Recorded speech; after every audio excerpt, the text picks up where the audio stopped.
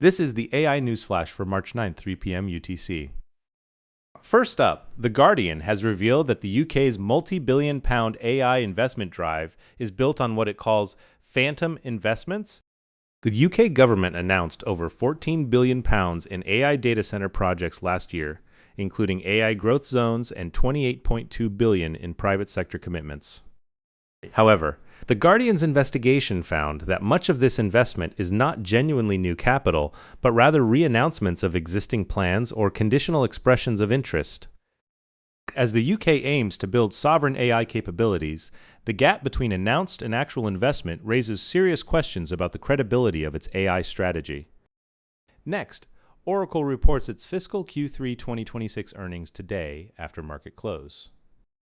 Analysts expect revenue of $16.89 billion, representing roughly 20% year-over-year growth. The key focus is Oracle Cloud Infrastructure, or OCI, which grew 68% year-over-year to $4.1 billion last quarter, with expectations of nearly 80% growth this quarter. Oracle's remaining performance obligations have surged to $523.3 billion, up 438% year-over-year, reflecting massive AI infrastructure demand. With $124 billion in debt on the balance sheet, this earnings report is a critical test of Oracle's AI monetization.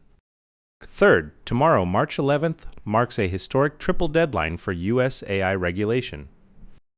Trump's December executive order on AI governance required 3 federal agencies to deliver critical actions on the same day. The Commerce Secretary must publish an evaluation of 38 state AI laws, identifying those that conflict with federal policy.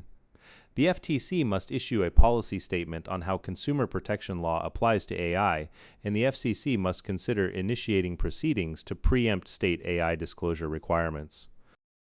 AI regulations in Colorado, Illinois, and California could face federal preemption, potentially transforming the compliance landscape for AI companies overnight. Finally, the Information and Lawfare have published legal analyses suggesting Anthropic has a strong case against the Pentagon's supply chain risk designation. According to these analyses, Secretary Hegseth's designation may exceed what the underlying statute authorizes.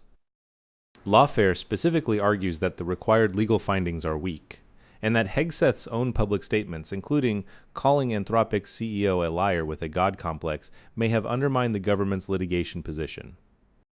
Anthropic argues the designation under 10 U.S.C. 3252 applies only to defense contracts, while the Trump administration has warned of exercising full presidential authority.